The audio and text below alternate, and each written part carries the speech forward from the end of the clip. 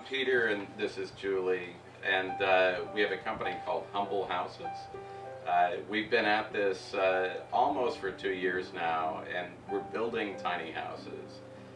We're really excited to not only be reaching people and trying to understand what it is that they want to achieve, about freedom and kind of embracing a different set of priorities, living for experience and this type of thing.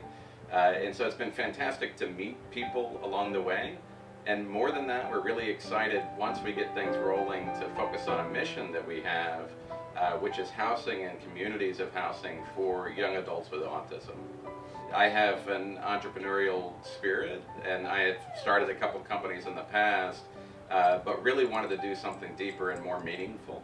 And so that's really where the mission came in. Tiny houses, I think, like most people, our experience was limited to HGTV, the Learning Channel, DIY Channel. It was watching all these shows and imagining a different type of life. Now, the route that we went with our family of 6 was not to actually move into a tiny house, but instead to build tiny houses so that other people can live that dream. And then we've got the Mission Association as well. We're able to incorporate all kinds of fantastic features into the houses.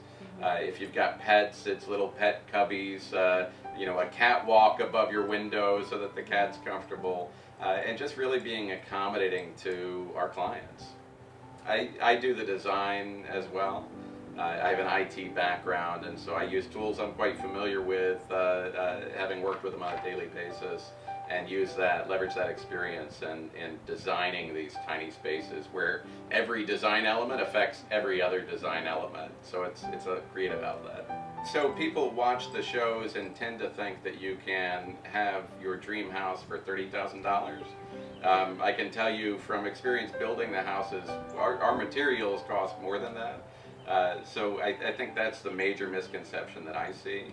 I think people don't necessarily have a perception, kind of the opposite of your question, that they can get things that they want, a dishwasher or a side-by-side washer dryer. You can have those things, so you can embrace a tiny lifestyle. You can even, be in a place long-term and have storage, so you kind of get acclimated to the lifestyle without leaping full force into it. The biggest thing about the tiny house process that we've discovered from people is actually paring down all your stuff. Right. I mean, that's a big part, and there are businesses that will help you do that, because as much as you think maybe I can do this on my own, it's a tough decision to decide what you're going to keep and what you're going to get rid of. Right, right. And I would just encourage people, just like when we started this business, you don't have to have every item lined up. And you will find so many of the benefits, things like your utilities, your Right. utility costs, things that you're used to paying such high prices on, you're going to have that money freed up for Right. other things. This entire beautiful house can run on 20 amps. It's got air conditioning, it's got heat, it's got all the things that you're used to. Yeah, I predict that tiny houses are the future for many people. It's not for everybody. If you're a family of 6 plus, maybe you're not all going to move into a tiny house.